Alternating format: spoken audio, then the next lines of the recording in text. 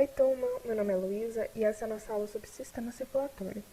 Eu queria adiantar que as nossas aulas estão realmente muito carregadas de informação e eu só fiz isso para que vocês possam pausar o vídeo e fazer anotações mais completas. Quando eu estiver explicando e usando o cursor do mouse, já que fisiologia é uma matéria muito mais visual do que realmente teórica, vocês acompanham o cursor do mouse e depois vocês pausam e fazem suas anotações e seus adendos. Eu vou deixar esse PowerPoint disponível para vocês consultarem quando estiverem fazendo exercícios e também para fazer revisões, resumos e etc. E sintam-se à vontade. Boa aula pra gente e vamos começar. Começando com a definição, o sistema circulatório ele é constituído por uma rede de vasos que propõe a comunicação entre todas as partes do nosso corpo. Essa comunicação é importante para que a gente possa levar gases do pulmão para o resto do corpo, para que a gente possa levar nutrientes do nosso sistema digestório até as nossas células, para que a gente possa levar as excretas metabólicas, compostos nitrogenados que são tóxicos para o nosso corpo, das nossas células para o nosso sistema excretor, nossos rins, e também para que a gente transporte nossas células de defesa, para que elas defendam o nosso corpo, estejam lá no momento e na hora que a gente precisa dela. Além disso, ele também tem uma função importante de regulação térmica e de manter todas as células do nosso corpo numa temperatura onde elas consigam realizar os processos metabólicos de uma forma produtiva e regulada. Vou falar aqui sobre a anatomia, um aspecto muito importante dessa matéria, e junto eu já vou explicando como que a anatomia se relaciona com a fisiologia dos órgãos que eu vou explicar aqui. Começar pelo coração, que é um órgão central do sistema circulatório. É ele que bombeia sangue, é ele que dita o ritmo que o sangue vai fluir pelas nossas veias e vasos sanguíneos, e é ele o rei aqui do nosso sistema. Eu botei aqui uma imagem que divide o coração em 3 tecidos chaves e ela é muito alvo de questões. Então, eu vou detalhar cada um para vocês com os pontos mais importantes. Começar pela camada mais externa, que fica na periferia do coração, que é o pericárdio. O pericárdio, ele é dividido entre pericárdio fibroso e pericárdio seroso. O pericárdio fibroso, ele é um tecido conjuntivo que tem como função manter a estrutura do coração durante os batimentos. Como o batimento cardíaco é um movimento meio de explosão, o pericárdio ele serve justamente para manter a integridade e a forma do coração e para não deixar ele, se alterar de forma durante esse movimento. Aí nós temos o pericárdio seroso, que na verdade é um conjunto de lâminas que envolve a cavidade pericárdica. Então aqui a gente tem uma lâmina mais interna e uma mais externa, e aqui a gente tem por fim a cavidade. Essa cavidade contém um líquido fluido e lubrificante que absorve os impactos que o coração possa ter com os órgãos ao redor durante os batimentos cardíacos. Isso faz com que, por mais que tenha atrito, que esse líquido absorva o atrito e isso não afete o coração. Agora nós vamos para o miocárdio, que é realmente o coração do ponto de vista muscular. Quando a gente fala do coração como um músculo, a gente está falando do miocárdio. O miocárdio ele é composto por um tecido estriado cardíaco, de contração involuntária. Ou seja, cada célula do coração contrai independentemente, mas elas como estrutura causam os batimentos cardíacos, o movimento de sístole e de diástole, que a gente vai detalhar mais tarde.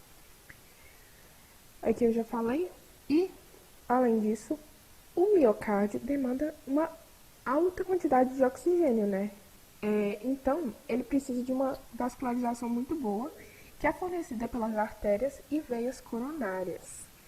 Quando a gente fala de infarto, a gente está falando do fato do sangue oxigenado não chegar no miocárdio. Então, o que vai acontecendo durante o infarto é que as células do miocárdio vão morrendo progressivamente.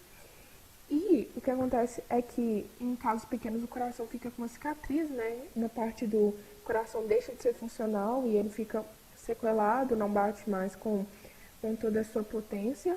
E em caso de um infarto estendido, um infarto total, a pessoa pode vir a perder o coração, na situação controlada ela vai ser substituída e necessitar um transplante, mas quando a pessoa não está ali dentro de uma estrutura médica, ela pode vir ao óbito. Aí aqui o endocárdio, essa camada preta aqui, que é a camada mais interna do coração, né? Ela reveste aqui todas as cavidades e ela também faz parte das válvulas cardíacas. É, Agora indo para as veias, artérias e vasos sanguíneos, né, que são também partes chaves do nosso sistema, eu vou fazer a divisão entre elas e mostrar as diferenças e as suas funções. Primeiro começar pela veia. A veia transporta sangue para dentro do coração, especificamente para os átrios. Quando eu falar átrio e ventrículo, inicialmente vocês não vão ter uma associação direta, porque eu ainda não expliquei. Mas é bom que eu fale sobre eles para que vocês já consigam se acostumar com os nomes. As veias, elas transportam sangue para dentro do coração. A gente tem que desmistificar aquele senso comum de que veia traz sangue venoso, porque em alguns casos sim, mas isso não é regra, então você pode se confundir se você pensar desse jeito. Às vezes transportam sangue para dentro do coração, isso é a regra. Se perguntar o que é a veia, é isso que você tem que responder. Quando a veia transporta sangue da periferia, ou seja, do corpo para o coração, ela sim carrega sangue pobre em oxigênio, sangue venoso. Mas quando as veias trazem sangue do pulmão para o coração, aí sim elas carregam sangue rico em oxigênio. Não é no pulmão que ocorre a troca gasosa e hematose pulmonar que elimina CO2 e absorve oxigênio? Pois é. Depois que o sangue sai do pulmão, ele precisa ser bombeado pelo corpo. Assim, ele chega ao coração com muito oxigênio. Além disso, tem estruturas importantes que são as válvulas venosas. Essas estruturinhas aqui, ó. Como mais da metade do corpo fica abaixo do coração, é normal que às vezes trabalhem contra a gravidade, ou seja, elas tenham que subir em direção ao coração. Para esse caso, o corpo criou as válvulas venosas que impedem que o sangue volte a favor da gravidade. Então, as válvulas venosas previnem o refluxo sanguíneo. Indo para as artérias transmitem sangue dos ventrículos para fora do coração. Elas têm a parede mais espessa justamente porque o coração bombeia sangue muito forte e elas precisam dar conta daquela pressão. Então, as paredes são um pouco mais grossas que as das veias. Quando as artérias carregam sangue do coração para a periferia, o sangue é arterial, rico em oxigênio. Agora, quando a artéria carrega sangue do coração para o pulmão, ela carrega um sangue pobre em oxigênio. O sangue está rico em CO2. Então, ele vai em direção ao pulmão para, assim, fazer a troca gasosa e, novamente, ficar rico em oxigênio e retomar o coração. As veias, elas pulsam justamente por causa daquela pressão, né, vinda do coração e por causa da flexibilidade das suas paredes. Sendo assim, quando a gente coloca os nossos dedos na nossa garganta, a gente consegue sentir uma pulsação que é justamente da nossa artéria jugular.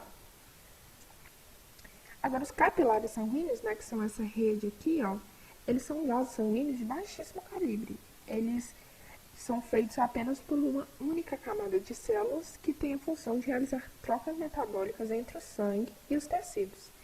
Essa única camada de células ela é justamente para facilitar a difusão e essas trocas. Imagine, se o capilar sanguíneo ele fosse muito grosso, esses nutrientes, essas trocas, elas teriam que atravessar uma vasta camada de células e não seria um processo prático e rápido. Então, os capilares eles têm que ter uma camada finíssima por onde as coisas passam sem problemas. Além disso, a gente pode dizer que nos capilares ocorre a transição das vênulas, ou seja, veias de baixo calibre, para as arteríolas, ou seja, artérias de baixo calibre. Sendo assim, é lá que o sangue passa para essa transformação de arterial para venoso. Aqui eu coloquei um esquema da anatomia, né, uma anatomia mais detalhada dos capilares, das veias e da artéria. Aqui a gente já consegue ver a diferença na camada, né, a veia é um pouco mais reforçada aqui nos tecidos e tal, a artéria, perdão, é mais detalhada nos tecidos ao contrário da veia. E aqui a gente pode ver também a válvula, né, que impede o refluxo, então o sangue vem de cá e não consegue voltar. E a gente também vê que os capilares realmente são feitos de uma única camada de células. Olha, é uma parede super fininha em comparação a 1, 2, 3, 4, 5, 6 paredes de uma artéria, que é justamente para realizar as trocas. Agora nós vamos à microcirculação, que é a circulação que acontece na rede de vasos capilares. Aqui a gente tem a artéria, a veia, que é sempre representada por um vaso azul. E aqui a gente tem o nosso sistema linfático, que eu já vou explicar. Está representado em amarelo também as nossas células tecido, seja ele qual for. Na microcirculação, nós temos o mecanismo da pressão hidroestática, ou seja, a pressão que faz com que o plasma vaze para as células. Essa pressão ela é coordenada pelo fluxo de sangue e pela pressão exercida pelo coração. Então, quando o sangue chega perto de um tecido e na presença de um capilar, né, o sangue chega pelo capilar no tecido, a tendência é que, por pressão hidroestática, o plasma vaze para as células, levando os nutrientes e os gases. Depois disso, aí ocorre a troca gasosa, né, por difusão simples, como eu falei, e depois disso, a pressão oncótica faz com que parte do plasma seja reabsorvido para o capilar. Essa pressão ela é coordenada pelas proteínas plasmáticas, em especial a albumina e a globulina. Lembra da difusão, do mecanismo de difusão? Aqui no sangue, essas proteínas elas são feitas justamente para promover um meio hiperconcentrado de proteínas para que o plasma retorne para ele, porque senão todo o plasma do nosso corpo ia vazar para as nossas células e a gente não ia ter plasma suficiente para retornar o sangue ao coração. Então, a gente tem um mecanismo de pressão oncótica que faz com que o plasma retorne aos nossos vasos sanguíneos. Essa pressão é um mecanismo de pressão osmótica, né, que é exercida pelas proteínas e é isso. A pressão oncótica ela é menor que a pressão arterial, por isso parte do plasma realmente fica nos tecidos e logo depois é recolhido pelo nosso sistema linfático. Aqui a gente tem representado as setinhas indo para o tecido verde, que é o nosso tecido linfático, que acompanha todas as nossas células teciduais. Falando de circulação sanguínea, essa é uma parte muito importante, que tem um esquema só do coração, porque a parte mais complexa acontece por aqui, então eu preferi deixar o coração aqui do lado para a gente detalhar a circulação aqui e vocês poderem ter uma parte visual mais detalhada. E aqui é a hora realmente que eu vou usar o cursor do mouse para demonstrar e eu quero que vocês fiquem atentos. Não copiem agora. Eu vou começar com o sangue que está no vaso sanguíneo. Ele acabou de fazer a hematose sanguínea e ele está muito venoso. Ele está com uma concentração alta de CO2 e uma concentração baixa de O2.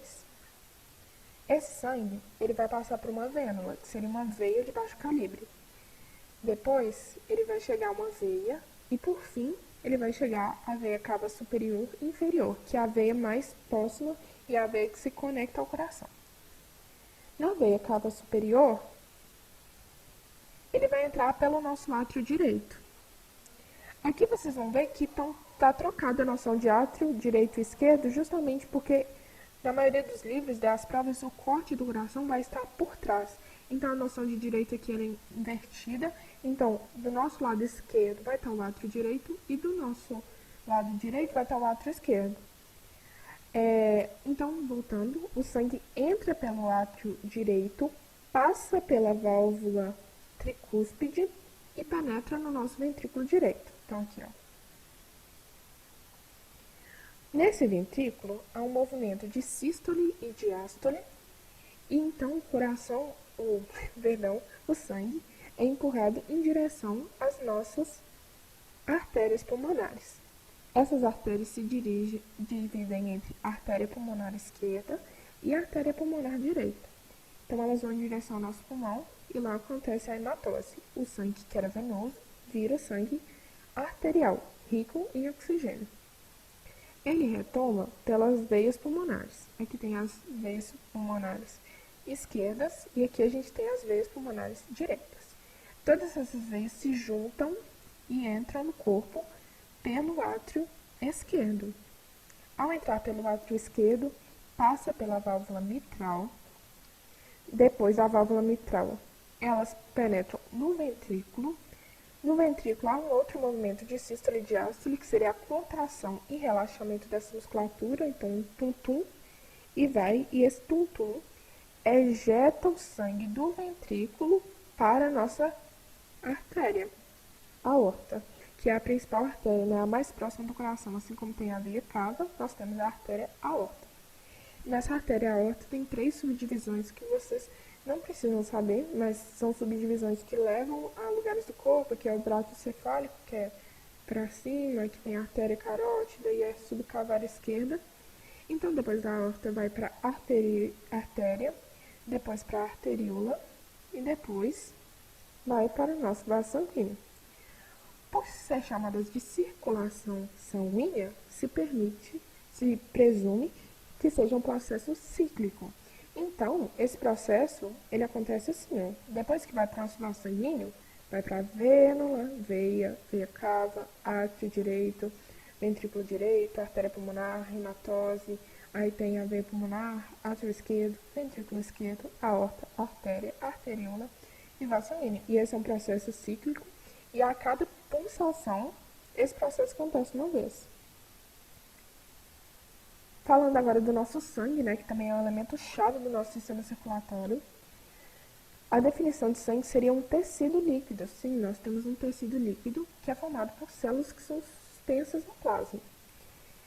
Esse tecido ele serve para transportar os compostos metabólicos para as nossas células através dos vasos sanguíneos.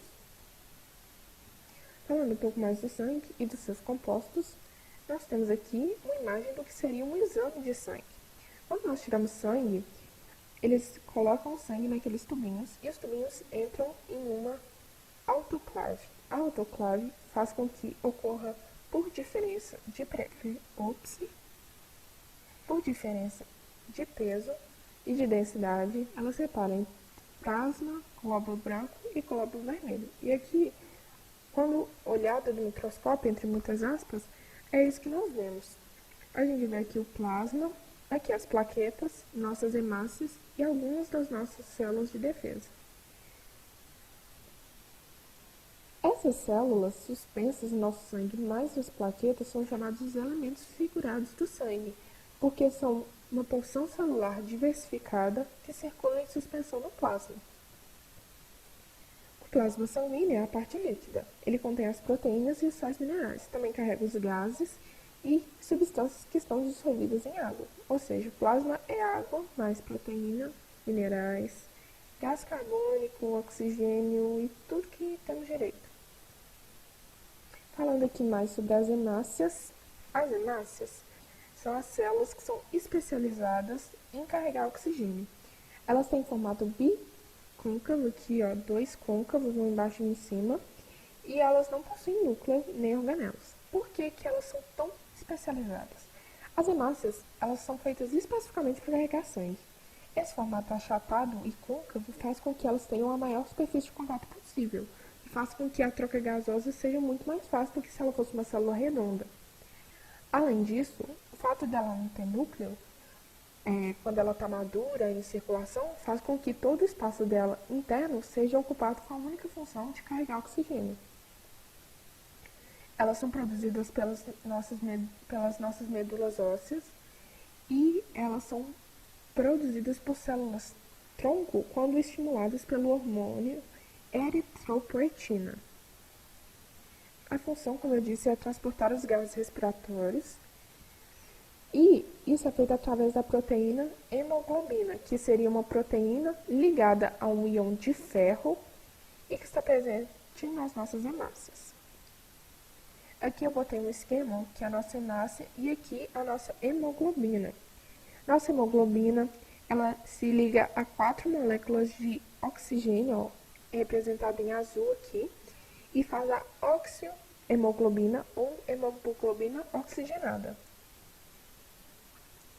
No caso do gás carbônio, ele é transportado pelo sangue de 3 formas. Alguma parte do gás carbônio se dissolve no plasma e transportado até o pulmão. Outra se associa à hemoglobina e a algumas proteínas do sangue. E a maior parte penetra nas hemácias e é transformada em ácido carbônico, que posteriormente se dissocia nos íons de H+, e em bicarbonato. A gente estudou equilíbrio químico do sangue no sistema respiratório, mas é sempre bom lembrar dessa fórmula aqui, ó, que seria o CO2 e a água sendo transformado em ácido carbônico e sendo dissociado em íons de H+, e em bicarbonato. Isso é a solução tampão do sangue e é super essencial para controlar os níveis tanto de CO2 quanto de O2 no nosso corpo. Aqui é o que eu falei, né? E o monóxido de carbono, ele é tão perigoso porque ele tem muito, mas muito mais afinidade com a hemoglobina do que o oxigênio. Então, quando ele se liga a ela, ele forma a carboxihemoglobina, que diminui a quantidade de hemoglobina para carregar oxigênio. Então, diante do incêndio, por exemplo, onde a gente aspira muita fumaça que é rica em monóxido de carbono, o que acontece é que as nossas hemácias não conseguem carregar oxigênio e assim a gente morre por asfixia, porque não consegue levar oxigênio aos nossos tecidos. E aí tem os tecidos mais sensíveis, né, que são os nossos neurônios, e aí é todo um processo. Agora a gente vai falar de doenças do sangue, em especial a anemia, que é muito cobrada. Na anemia, o que a gente tem é uma redução significativa das nossas hemoglobinas no sangue. Tem tipos de anemia que pode ser tanto aguda, que é um processo súbito causado por alguma hemorragia, ou então uma destruição de hemácias, mas que também pode ser causado por uma doença genética, que seria a anemia falciforme. A anemia falciforme é um distúrbio hereditário que as nossas hemácias elas com formato de foice.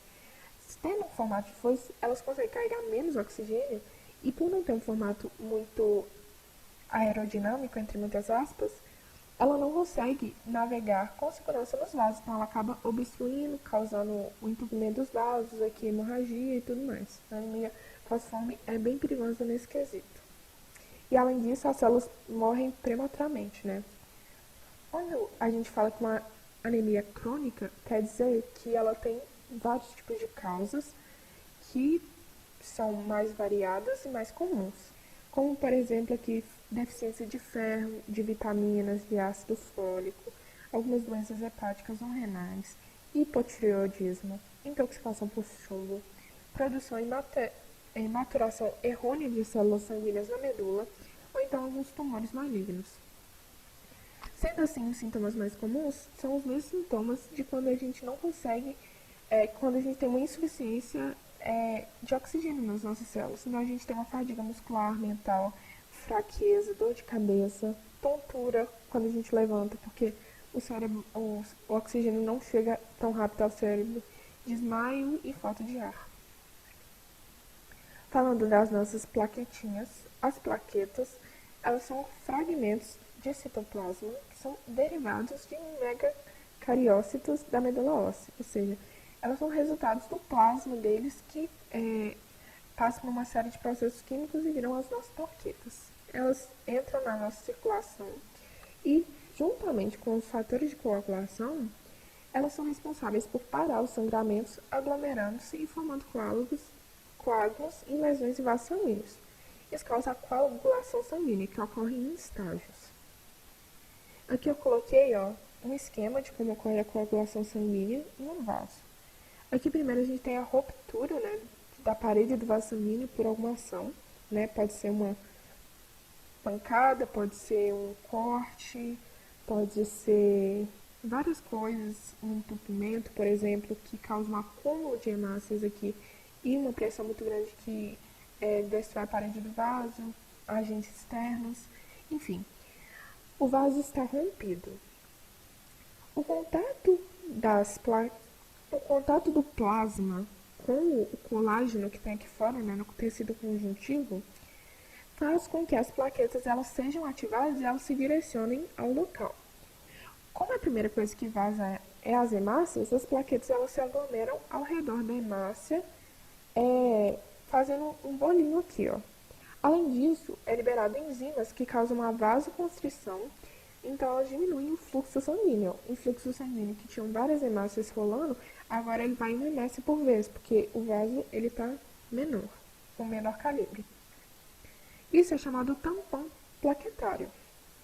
Agora, a cascata de coagulação é quando esse processo ativa uma série de reações químicas dos fatores de coagulação que resultam na formação da fibrina, que é uma proteína que amarra toda essa moçoroca que amarra as hemácias, amarra as plaquetas, faz um bolinho e forma o que a gente chama de coágulo.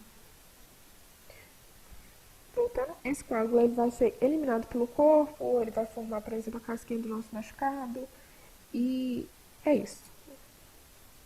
Aí falando do nosso sistema linfático, que eu citei anteriormente, nosso sistema linfático ele está espalhado por todo o nosso corpo, e em verde aqui está representado. É uma vasta rede de vasos semelhante às veias, né, mas são chamados de vasos linfáticos, que se distribuem por todo o corpo e recolhem o líquido plasmático que não retornou aos capilares sanguíneos. Daí ocorre a filtração e a recondução à circulação sanguínea. Tem como função a remoção de fluidos, né, que ficam em excesso nos tecidos, a absorção de ácidos graxos e transporte de gordura para o sistema circulatório, produção de células imunes como os linfócitos, monócitos e plasmócitos, e a gente pode falar do sistema linfático como uma divisão entre componentes. Ó. A gente tem a linfa, que circula pelos nossos vasos linfáticos, ela tem uma composição semelhante ao sangue, mas ela não possui hemácias, apenas glóbulos brancos, e ela é transportada pelos vasos linfáticos em direção à veia cava, né, que é onde vai retomar a circulação sanguínea, e é filtrada pelos linfonodos. O linfonodo é um órgão filtrador de linfa que possui uma proliferação enorme de células de defesa que fagocitam vírus, bactérias e corpos estranhos que por ali passam. Eles são muito importantes e quando a gente, voltando, tem alguma infecção no nosso corpo, os nossos linfonodos eles incham justamente porque existe uma proliferação de células de defesa, né, que precisam estar agindo e tudo mais, e aí tem um inchaço do linfonodo.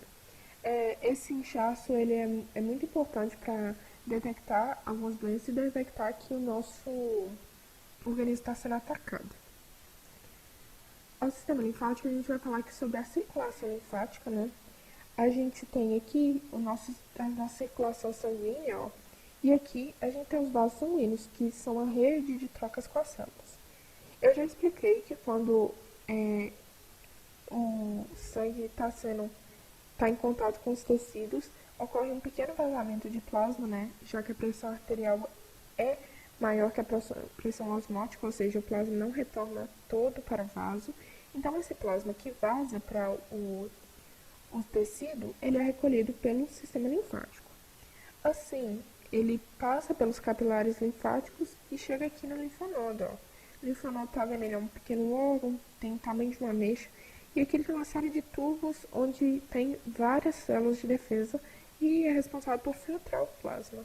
Sendo assim, ele retoma aqui, ó, e ele é reconduzido à nossa veia cava e assim retoma a circulação sanguínea. Aqui não está mostrando, mas o baço, ele também é um integrante do nosso sistema linfático e ele também é um grande filtrador da linfa. E é isso, gente. O slide vai ficar disponível. Qualquer dúvida, você chama lá no fórum que eu respondo. Eu vou disponibilizar também uma lista de exercícios e estou disponível para tirar dúvidas e ajudar com materiais necessários. Bons estudos e